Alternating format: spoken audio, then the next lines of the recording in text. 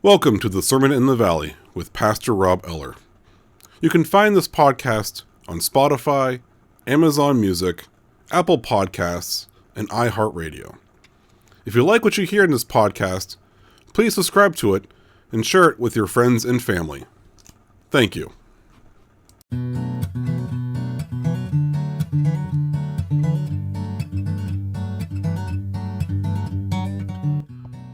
Welcome back to the Sermon in the Valley.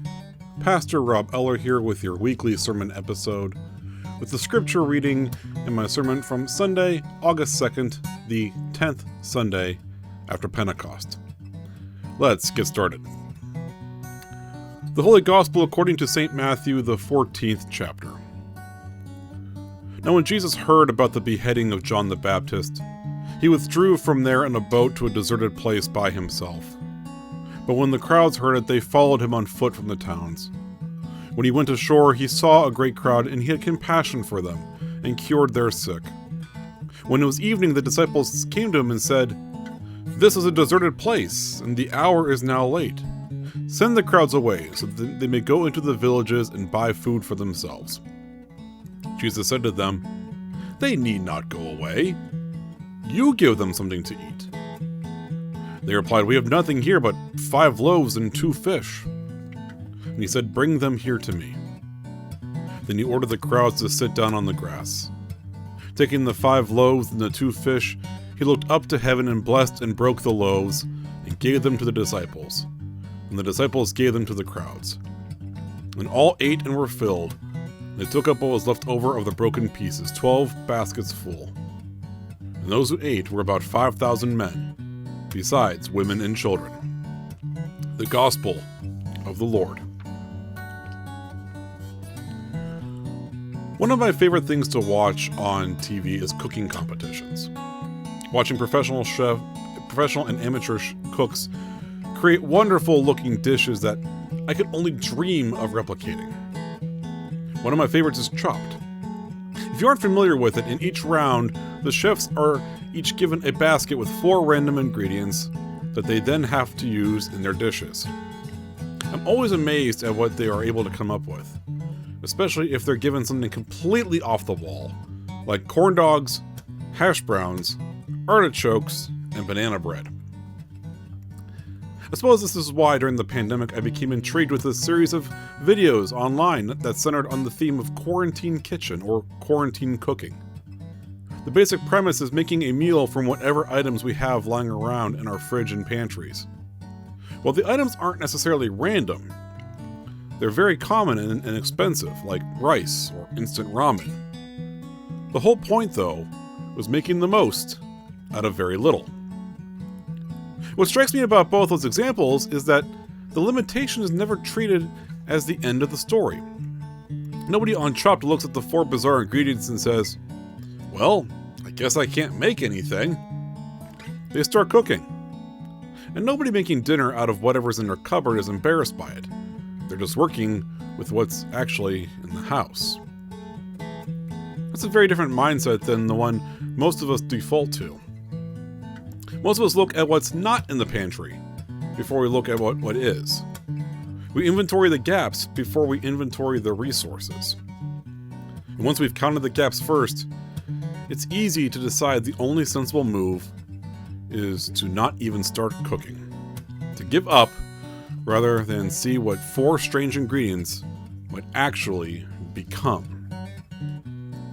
That's exactly where we find the disciples today. Every evening, a hungry crowd, and a basket that looks a lot smaller than the need in front of them. 5 loaves, 2 fish. On paper, it isn't nearly enough. Our gospel reading starts with Jesus just hearing about the death of his cousin John the Baptist. The news would have been devastating to hear, so Jesus decided he needed to have some time alone. But as we well know, he rarely ever gets that. The crowds followed him, so Jesus put aside his alone time in order to heal and minister to the people. Pretty soon the day was coming to an end, and the disciples saw the crowds still there. The area they were in was pretty deserted, so they told Jesus to send them away so that they had time to buy food in the villages nearby.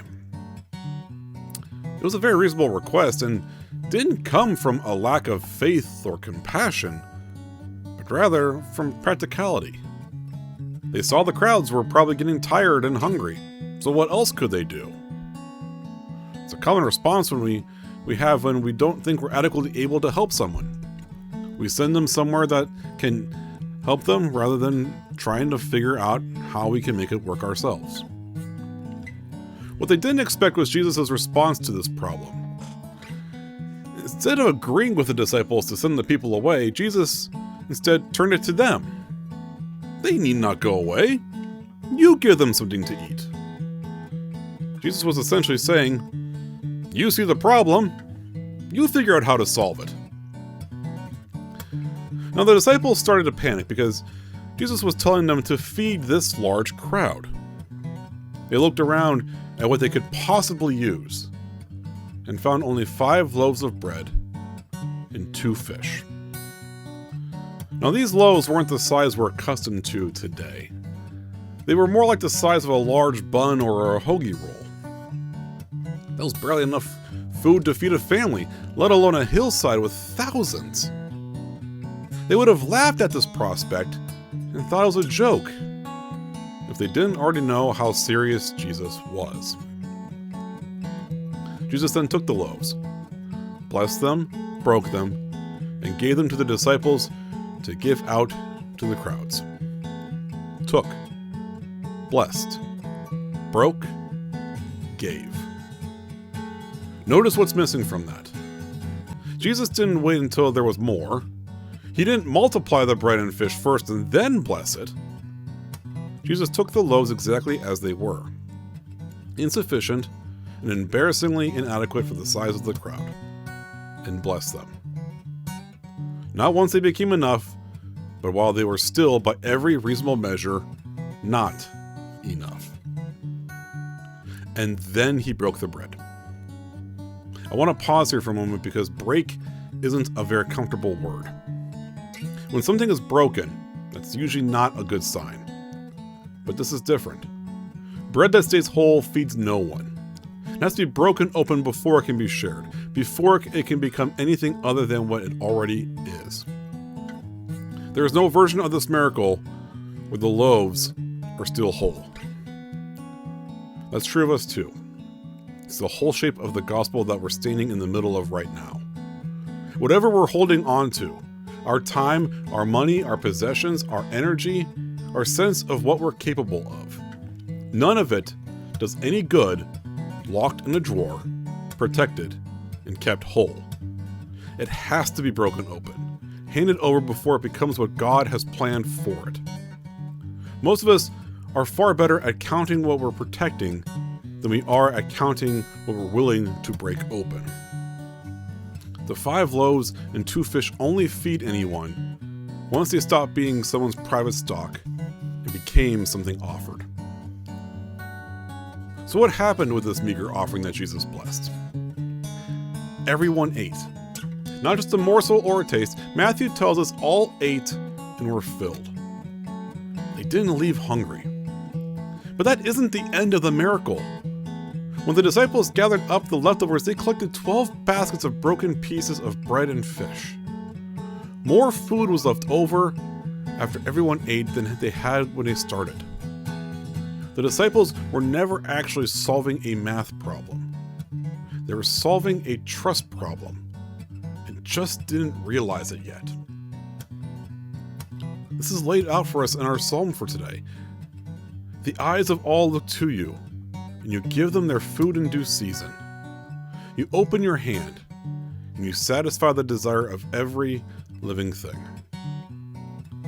These verses may sound familiar to you. Martin Luther included them in his table blessing. I grew up with my dad reciting it as grace before family dinners. This psalm isn't describing a single event like a miracle on a Galilean hillside.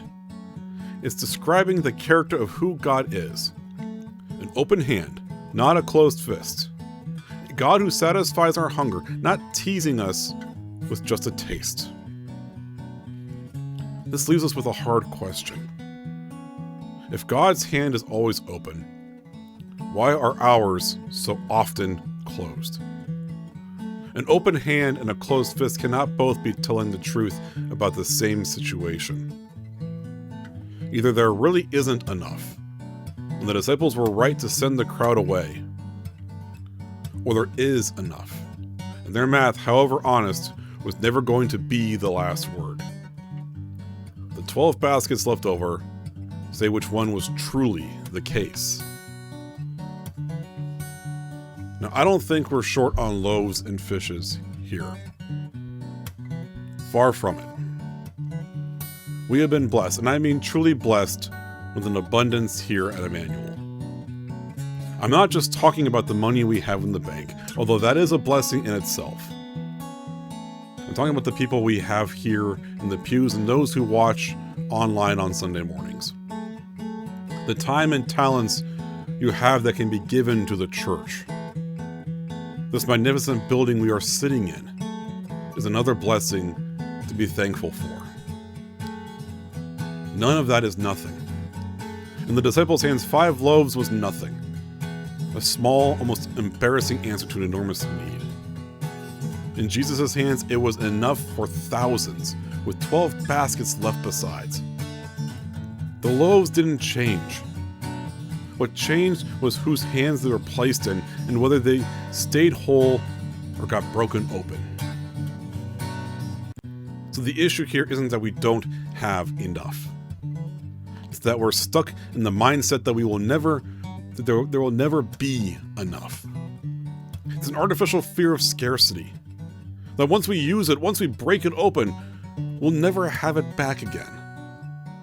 And if we were thinking like that about what we've been blessed with, then we aren't being good stewards of that blessing. We're being caretakers of a museum. A museum protects what it has behind glass. A steward puts what's entrusted to them to work, and trusts the one who gave it in the first place to keep providing.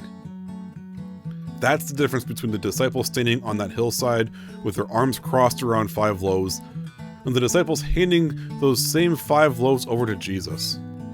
Same bread, same fish, completely different posture. One protects, one trusts. Only one of them ends the day with 12 baskets left over. What does that mean for us in this moment? It means the hillside isn't just a story from 2,000 years ago. It's this room, this morning. The same question Jesus asked his disciples then, he's asking us now, what do you have? Not what you wish you had. Not what you'll have once things feel more certain. What's actually in your hands right now? If Jesus was able to feed thousands with just 5 small loaves and 2 fish, then imagine, really imagine, what we can do with the resources we have here. Not what we wish we had.